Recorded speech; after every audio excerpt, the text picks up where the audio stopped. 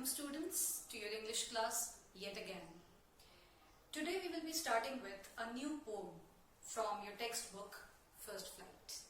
And as you can see, the name of the poem is Animals.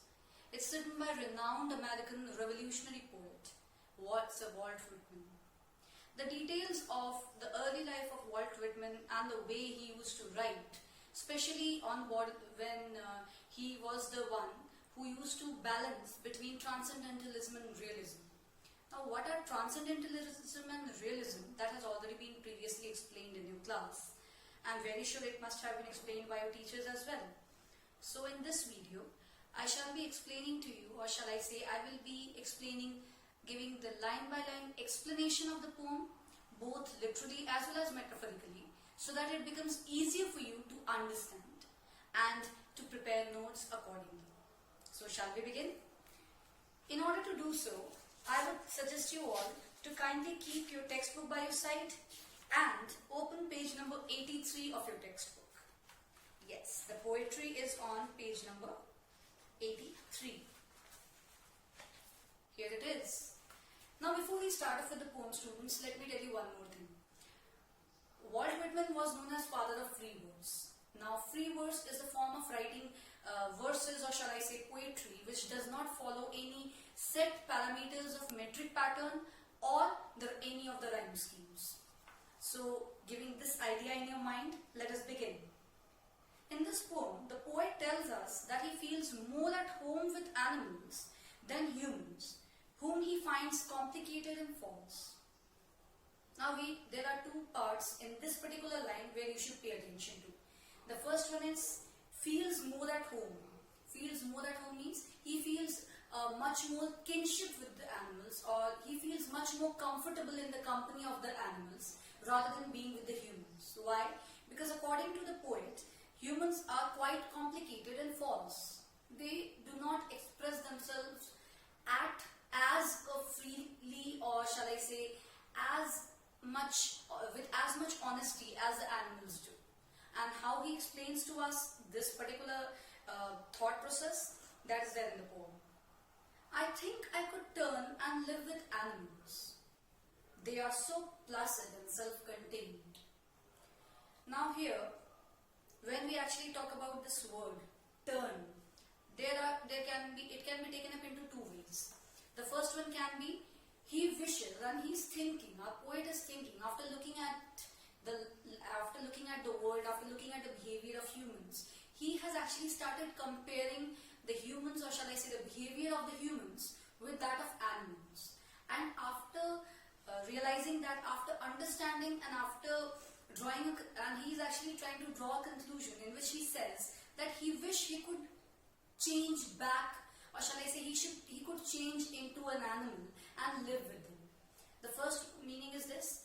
The other meaning could be that we all know that we all are traveling on the journey of life, isn't it?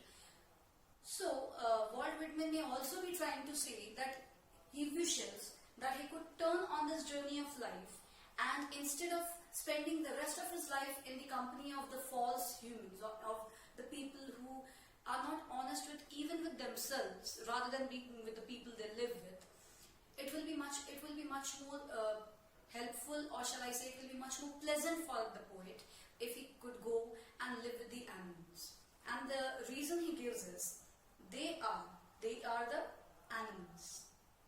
They are so placid. Placid means calm. They are so placid and they are so self-contained. They are so calm and composed, and they know what they are doing. They do not have any doubts over themselves, but the humans we all have, isn't it? I stand and look at them long and long. So he stands and he says the line, I stand and look at them long and long. Long and long actually refers to the longing which he feels when he actually looks at the animals and he wishes. How truthful, how simple, how innocent they are. They do not sweat and whine about their condition. Yes, sweat means work themselves up, or shall I say worry unnecessarily, and whine means complain. They do not keep on complaining and crying about work themselves up on their condition, upon their current situation. They actually are quite contained and they are quite self-satisfied in that sense. They do not lie awake in the dark and weep for their sins. Now try to understand, students. He's not only telling us that the animals are better, but he's also telling us how as humans we are inferior to them in the in the form of behavioral patterns. Okay, he's saying that we humans, animals are quite self-sustained and they do not worry that much, they do not complain about their situation, they are self-satisfied in their situation they are in. They do not lie awake in the dark and weep about their sins. We human beings, we have a set parameter of criterions of sins and virtues and vices, and we do some wrong thing, we do some wrong deed, and then we keep on feeling guilty and we keep on lying awake in the dark and we keep on getting worried and keep on feeling guilty and weep for the wrongs we have done. I mean, what the poet actually means is, if you're so much worried about the wrong deed you did, you shouldn't have done it in the first place, isn't it? But the animals have no such criterion, so they are quite simple. They do not make me sick discussing their duty to God. Now in this line, students, you will have to understand one thing. Walt Whitman was a non-conformist in all parts of his life. He even did not conform to particular religious belief as well. So somewhere or the other, he's telling us that we humans actually are not only worried about the sins and the vices and the virtues and the 10 commandments being followed, but we also keep on, some people keep on telling the others about the duty they should be fulfilling to God. Now try to understand one thing. I'm sure you all must have read or heard throughout your life that God exists in every form of life, isn't it? So if God exists in every form of life, in every creature being created by the God, then don't you think that if we are humane enough, if we are kind enough to every single living creature in this world, then we are actually fulfilling the duty? Let's take for an example, if you are helping out a poor, if you are helping out a person in need, and as it is being said that God exists in all forms of life, then don't you think that in this way we are actually fulfilling the duty towards God, because we are helping out a child of God, or shall I say one of the human creatures being formulated by God and in whom God must have been residing throughout his life. So that is what he's saying, that the animals do not have these set parameters. So, and they are not hypocrites in some senses, in most of the senses, to be honest. So they do not make me sick. He feels very awkward when people start talking about such things. But the animals do not do so. Not one is dissatisfied, not one is demented with the mania of owning things.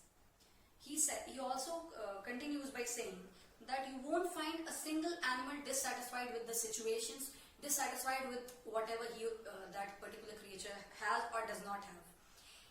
His mind and his heart is not plagued with this mania, with this crazy notion of owning things. We human beings have become so very materialistic that we are never satisfied with the current situations of ours. If a person has a cycle, that person would want to have a bike. If a person has a bike, they would like to have a car. If they have a car, they would like to have a luxury car. I mean, does this demand or does this craziness of owning things ever stop in the humans? It doesn't. And that is what he's saying. The animals are not plagued by these sort of crazy thoughts. They are quite happy and they're quite satisfied with their current belongings. Not one kneels to another, not to his kind that lived thousands of years ago. In humans, we do have this another social hierarchy where a person actually kneels in front of the other if the other person is in a higher situation. But in this line, not to his kind that lived thousands of years ago. If you will have to underline this part of line. Here, Walt Whitman is directly referring to God. If you take up example of any of the religion, whether it is in Hinduism, whether it is Ram or Krishna, if it is Guru Nanak Dev Ji in Sikhism, whether it is Prophet Muhammad in Muslims, whether it is Jesus Christ in the Christianity, all of these gods, or shall I say these people were being, all the stories which we have heard in all the sorts of mythologies, is that they were born as humans, and it was due to their deeds that they have been given the power, or shall I say they have been deemed as God worthy. So we, somewhere or the other, we kneel, we bow down, we respect those humans who were born thousands of years ago. Are you getting the point? If you actually try to understand, in all of the mythologies, in all of the religions, you will find that these gods, they were being known to be born as humans, and it is due to their deeds towards the fellow humans that they were being deemed and considered as gods by the future generation. But when it comes to animals, there is nothing as such. They do not have this whole demarcation of good and evil. So there is no god and no demon in them. Not one is respectable or unhappy over the whole earth. Now, as I said, that in humans there is a huge demarcation. In the previous line, I explained how there is a difference between gods and demons and good and evil. Now, in this line, he also states that in our society, there is a particular criterion of some people belonging to a higher class. Therefore, they are being given much more respect as compared to the ones who are in the lower strata of society. But this class system does not exist amongst the animals. And neither are they happy. Neither are they unhappy over the whole earth. Because whenever there is a division amongst the people, whenever there is a division amongst the creatures belonging to the same creed, then the people are definitely, some or the other person is definitely going to be unhappy. But when there is equality amongst all, like it is in the humans, like it is in the animals, the demarcation is in humans. There is equality amongst the animals. So definitely none of them is unhappy. So they, that is animals, show their relations to. They show their relations, they show their admirations. Now, animals are very pure creatures. Let's take for an example, if you feed a dog or a cow 1 or 2 days regularly, it will keep on admiring you throughout its whole life. It's not common in human beings, right? You may do a good deed for the person, but the first chance they get, they are going to... I'm not asking you to be not helping others. I'm not at all telling you that you should become paranoid and not help others. Absolutely not. What I'm trying to say is that Walt Whitman thoroughly believes that we as humans have deteriorated throughout the years. And he's saying that these animals, they show their admirations to him, and I accept them. The relations the animals build, they actually show it to our author, shall I say the poet, and it is not only the poet, it is to the humans as well. And he accepts them. They bring me tokens of myself. Here you will have to understand, students, that here tokens of myself means tokens of humanity. The basic characteristics of being humans. The animals are showing the features of being a human, or showing the qualities a human should possess. They evince, they actually show them very proudly, them plainly in their possession. They actually show it very proudly, very clearly, very plainly in their possession. I wonder where they get those tokens. Now he's questioning, our poet is questioning not only to himself, but this is a question being posed to all of us, the readers as well. He's wondering that these animals, these wordless creatures, are actually bringing the tokens of humanity. They are actually showing the qualities which the human beings are supposed to be possessing, but they are having it with themselves. So he's wondering, I wonder where do they get these tokens from? Where did they get these characteristics? Did I pass that way huge times ago and negligently drop them?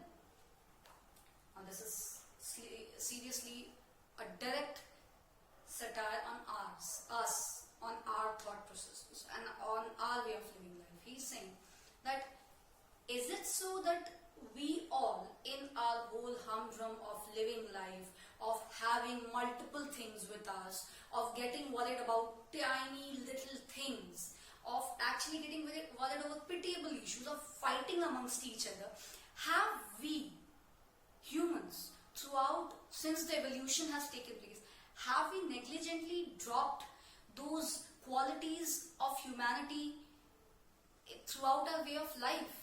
Because humans do not possess those qualities like kindness, like helping others, like empathy, like perseverance, like honesty. We humans do not have it uniformly amongst everyone. But the animals do have that. A lot of human beings are not even loyal, but the animals are definitely very much loyal. So these characteristics which the animals are reflecting now, they are supposed to be held by us. But did we forget to be humans throughout our whole life?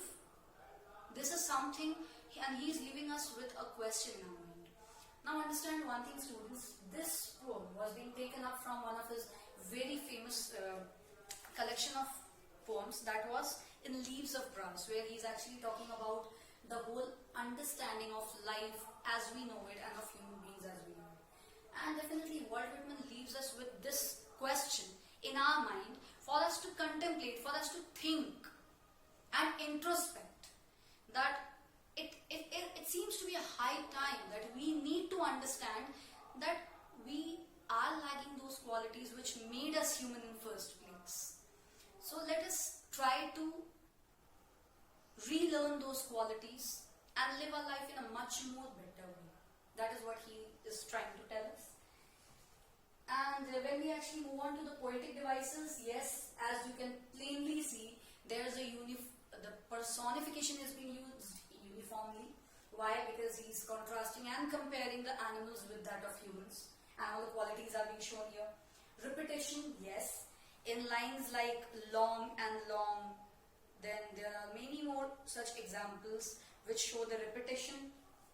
There is alliteration in abundance, which you will have to find out on your own. You all know what alliteration is. Alliteration is the continuous usage of initial consonant sound in a particular line.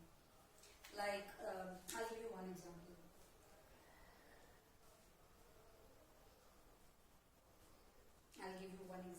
Just hold on.